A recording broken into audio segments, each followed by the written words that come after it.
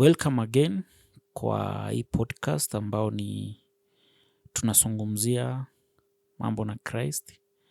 It's a gospel podcast whereby tunaongea stories za Christ, tunaongelea salvation, tunaongelea repentance, tunaongea kuishi maisha matakatifu. Welcome to reality.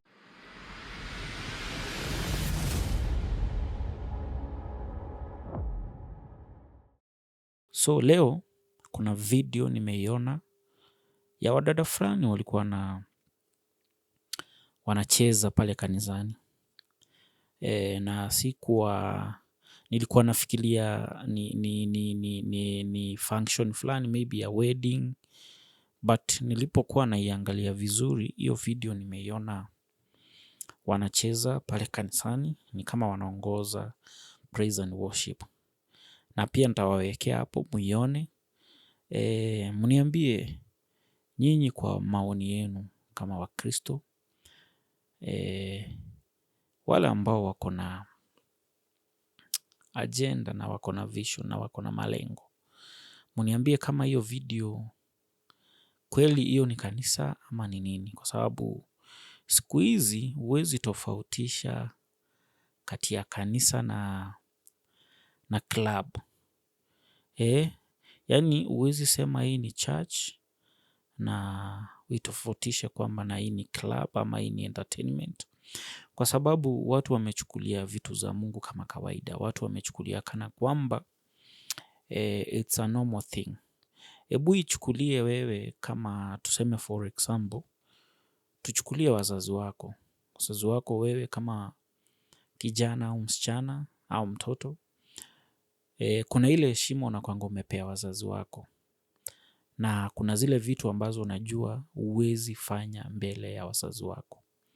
Kwa sababu unajua wazazi wako, kuna heshima yao. Kuna ile heshima kama kwamba wewe umeiweka kwa sababu ni wazazi. Na heshima yao kama wazazi kulingana vile wamekulea wewe, kuna heshima yao. Sasa katika ile heshima yako wewe na wazazi wako, kuna vitu huwezi kuzifanya mbele za wazazi wako.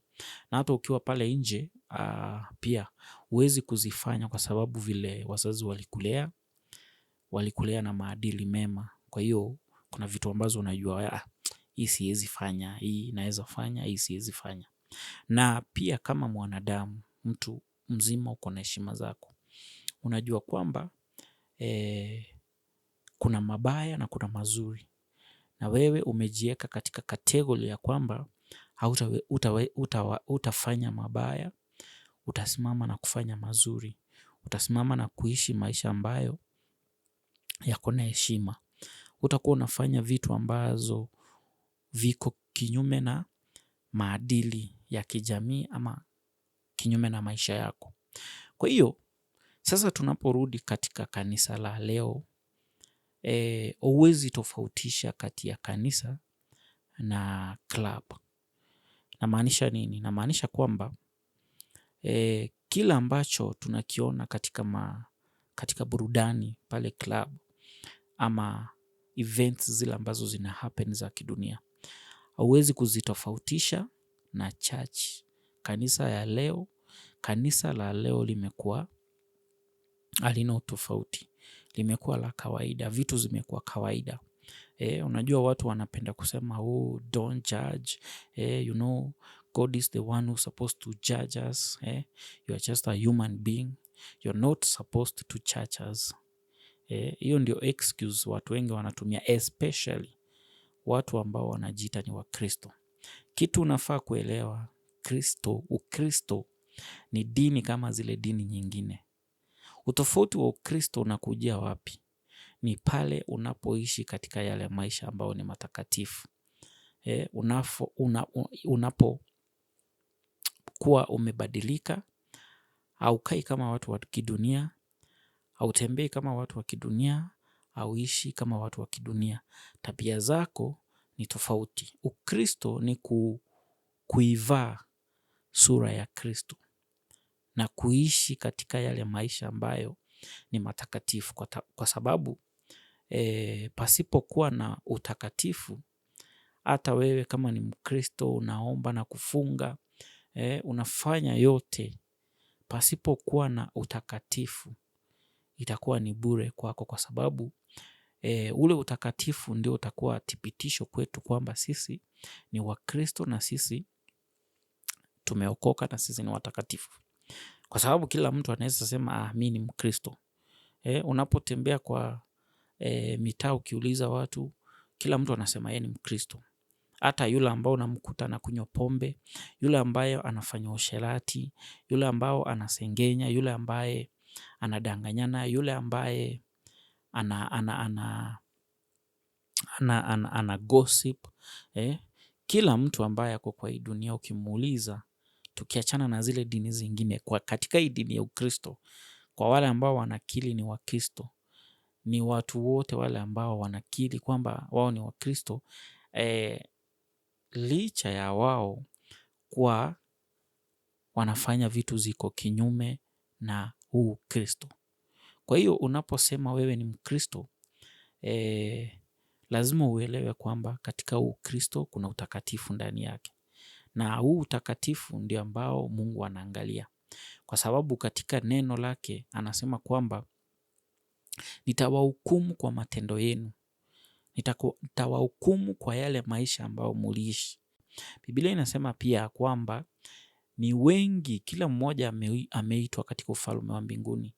Na pia Yesu alipeana mfano kwamba kulikuwa na mfalme mmoja, alikuwa ameandaa sherehe na akawaalika marafiki zake, akamwambia njooni katika sherehe ili tuweze kuburudika pamoja, kwa sababu nimeiandaa hii sherehe kwa ajili yenu.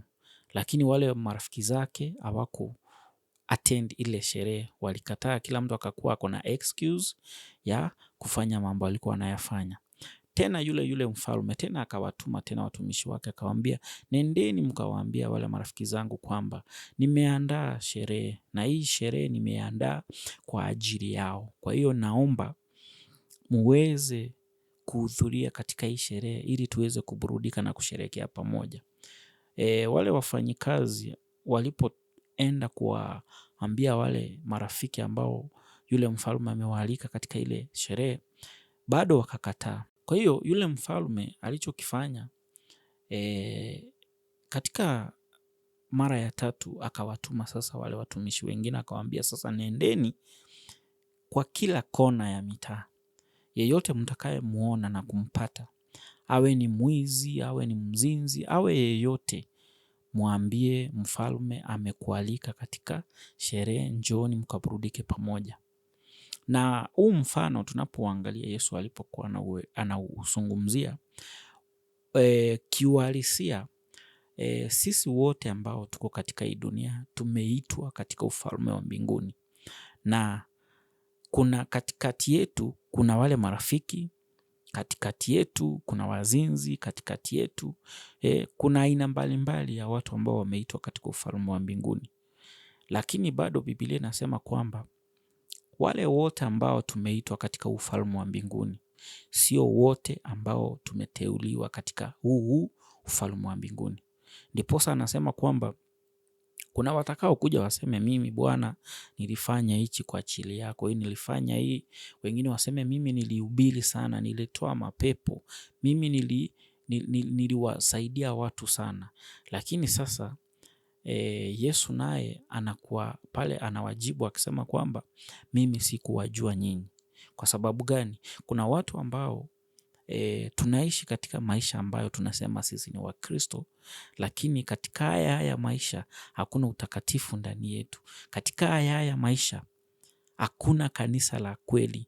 Katika haya maisha matendo yetu ni kinyume na kila ambacho tunakiri kwamba tunakifuata. Sisi wote tunasema ni Wakristo na tunasema tunamfuata Kristo, lakini tunakuja tunatenganishwa. Kwa sababu gani? Matendo yetu, maisha yetu yako tofauti.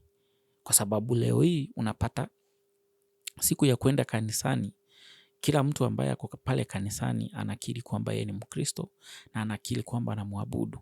Lakini tunapoangalia haya mazingira yako pale kanisani, vile watu wanaishi, vile watu wanacheza miziki pale. Wale katika hii video, wale ambao unaona wanaongoza katika nyimbo za sifa katika hii video, ukiwaangalia zile styles ambazo wao wana dance na uziangalie na styles za kidunia, unaona hakuna utofauti. Na kila mtu hapa anakuja akisema kwamba Mungu angalii muonekano wetu wa nje, Mungu anaangalia moyo wetu ama mioyo yetu. Lakini tunasahau kwamba kila ambacho unakiona katika nje kimetokea ndani ndio kikaonekana nje. Mwanadamu hawezi kuwa anaishi nje vibaya but ndani yake anasema yeye ni msafi. Ni kama kusema ya kwamba kikombe unaweza kitumia kikuwa chafu nje but ndani ni kisafi. Haya, wale ambao wako nje hawawezi kukuamini na kuona kana kwamba kile kikombe ambacho unakitumia ndani ni kisafi. Hata kama ndani ni kisafi, hawawezi kaona. Na ni kumaanisha kwamba kama una manage kutumia kikombe chenye wewe unakiita kwamba nje ni kichafu ndio, lakini ndani ni kisafi, utakuwa unajidanganya, utakuwa you are deceiving yourself because whatever unapanda ndicho unachokifuna. Huwezi kuwa unatembea hauna mavazi, unatembea ukiwa nusu uchi, alafu unasema mimi Mungu anaangalia moyo wangu, lakini huku nje unajua mimi ni mwanadamu. Hapana. Utakuwa unajidanganya na utakuwa unaongea uongo ambao utakusababishia wewe kwenda kuzimu, utakusababishia wewe kuchomwa moto pale kuzimu. So katika hii video tunaangalia, tunaona makanisa, wale wachungaji ambao katika haya makanisa pia wao ni kama wamepotea. Kwa sababu gani?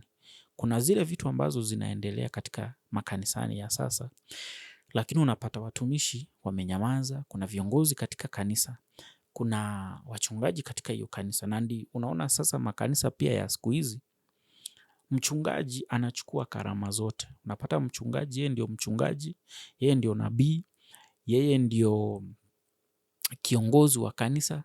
Yaani hizo titles zote ambazo zinafaa kuwa na watu mbalimbali amejiwekea yeye. Kwa hiyo yeye ndiye anaamua, yeye ndiye anafanya, kila kitu ni yeye. Na tukiangalia tunaona yenyewe kuna shida. Makanisa ya sasa inakuwa kwamba ule udunia ambayo watu wanapotelea kule kwa sasa huko kanisani. Kwa sababu ukiangalia kanisa na ukiangalia hata hii video utaona kabisa hizi midundo na michezo ambazo hawa wanadada wanacheza hapa mbele zinakuonyesha kwamba kuna shida mahali. Zinaonyesha kwamba kuna vitu haviendi sawa. Kwa sababu tunapoambiwa kwamba tukuwe watakatifu, kukuwa mtakatifu ama kuwa mtakatifu ni kukuwa tofauti ama kinyume na vile unavyoona dunia iko. Kwa sababu Biblia inasema watakao mkiri na kumfuata Yesu, dunia itawatenga, dunia itakuwa adui. Lakini sasa wewe ni Mkristo, unasema wewe ni Mkristo, wewe uko katika dini. Wewe kusema wewe ni Mkristo, kuna dini mingi, wewe na hizo dini hamna tofauti. Utofauti unakujia kwamba wewe ni mtakatifu na unaishi katika mapenzi ya Mwenyezi Mungu. Unaishi katika maisha ambayo ni ya utakatifu, kwa sababu watakatifu peke yake tu ndio watakao muona Yesu, ndio watakao urithi ufalme wa mbinguni. Kwa hiyo huwezi sema wewe ni mtakatifu wakati wewe na dunia mnafanana. Mtu hawezi kukutofautisha kati yako na dunia. Katika ule mtu ambaye, hata yule mtu ambaye hajaokoka akikuangalia wewe hawezi kukuwa na ile mvuto wa kutaka kuokoka, kwa sababu anakuangalia naona wewe na yeye mko the same. Na ndio unaona kumekuwa na changamoto. Hawa watu ambao wanasema ni Wakristo, hata wakienda pale mitaani ama hata akienda mitaani kuhubiria watu, kuambia watu ufalme wa mbinguni upo, njoo mpokee, njoo muokoke, watu wanamwangalia, wanamchukulia kama ni jokes. Kwa sababu gani? Wewe na kuenda na nguvu zako pale kuhubiria watu, kuenda na nguvu zako kuenda kuambia Yesu ni Bwana, wewe hauna uwezo wa kuwafuta wale watu, kwa sababu Biblia inasema kwamba wale ambao Baba yangu amenipa hakuna atakaye watoa kwangu, no one will snatch them away from me. Kwa hiyo zile nguvu na nini ya kufanya watu watubu dhambi zao na kumrudia Mungu ni Yesu Kristo kupitia Roho Mtakatifu. Ndiye anayewezesha, yeye ndiye ako na uwezo, yeye ndiye anayeweza kufanya nini? Kuvuta watu. Wewe wakati unatumwa upeane message, ndio maana unaona wakati huu unapata watu wengi mpaka ajiexplain, aseme hivi na hivi, apite njia mingi kujaribu kumsawishi mtu eti ndio mtu aamini kwamba kuokoka itakuwa sawa kwangu. Hapana, wewe umetumwa kama mtumishi, enda ambia watu injili ya Yesu Kristo.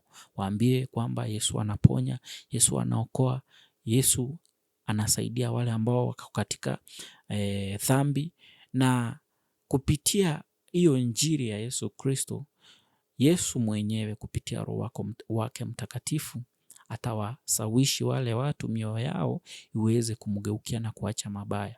Lakini unapojikuta wewe unaenda kujikuta you are explaining a lot to convince non-believers to believe, inakuwa I make sense na I work. Kwa hiyo kila ambacho unaona kinaendelea katika makanisani kinachochea hata kufanya watu wasiweze kumrudia Mungu, kinafanya watu wasione kuna utofauti, kwa sababu utofauti unafaa kuwa ndio watu waweze kujua kwamba hapa ni kanisani, hapa ni duniani. Lakini unapoangalia katika makanisa ya sasa, kila ambacho kinaendelea ndio hayo matokeo. Unaona watu wanaamua kufanya vitu tofauti tofauti, watu wanaamua pale pale tu kanisani ndio watu wanafanya mapenzi ovyo. Pale mchungaji hawezi kuwashtumu ama kuwakanya na kuwaonya, kwa sababu pia yeye ako katika hayo maisha. Kwa hiyo inakuwa ni vigumu. Dunia imeingia kanisani na kanisa imeenda duniani. Ndiposo unaona kile ambacho kinaendelea katika haya makanisa ni hichi ambacho unakiona katika hizi video. Na ni video ni mingi, sio hii tu, kuna video mingi watu wanafanya sarakasi mpaka unashangaa unasema hapa kweli kuna Mungu. Na inakuwa ni vigumu kuconvince watu kuweza kuokoka na kuacha dhambi zao, kwa sababu wale ambao wanatumwa, wale ambao wametumwa kwenda kuhubiria watu waweze kurudia Mungu, wao wenyewe wanakaa kama wale watu wa dunia. Watu wanaanza kuiga mifano nyingine ambayo haiendani na neno la Mungu. Kama unafanya kitu na unaona kuna tofauti na neno la Mungu, ama ukijaribu kushikanisha na neno la Mungu unaona ni vitu viwili tofauti, jua hauko katika njia sahihi. Kwa sababu kila ambacho kinaweza tusaidia tujue tuko katika njia sahihi ni kupitia neno la Mungu. Tunapolihubiri na kuambia watu watubu dhambi zetu, lazima lianze na sisi. Unapohubiria watu ni wewe unajihubiria. Kwa hiyo lazima ukuwe sure kwamba kila ambacho unaambia watu ndicho wewe unakiishi. Usije ukajikuta wewe ni kati ya wale ambao watakaoambiwa nyinyi sikuwajua, ondokeni katika ufalme wangu, ondokeni mbele zangu, na mkajikuta mmetupwa katika ile giza ambayo kutakuwa na vilio na kusaga meno. Kwa hiyo wapendwa, lazima tuelewe kwamba kuna utofauti, na lazima tujue kwamba Ukristo ni dini kama zile dini zingine, lakini tofauti ya Ukristo ambao Yesu anautaka ni sisi kuwa watakatifu. Maana Wakristo watakuwa wengi sana, na Wakristo wengi wale ambao ni Wakristo hawataurithi ufalme wa mbinguni, bali watakaourithi ufalme wa mbinguni ni watakatifu. Watakatifu ambao wanaishi maisha yale ambayo ni ya utakatifu, wamevaa ile sura ambayo ni ya Kristo. Wao ndio tu watakaourithi ule ufalme wa mbinguni. Wapendwa, tufuate Yesu, tuende katika maisha ambayo yanafaa, tutembee katika njia ambazo ni za Kristo, ili tuweze kuishi maisha ya kitakatifu, ndiposa tukue na hope ile ya kwamba tutaurithi ufalme wa mbinguni. Amina.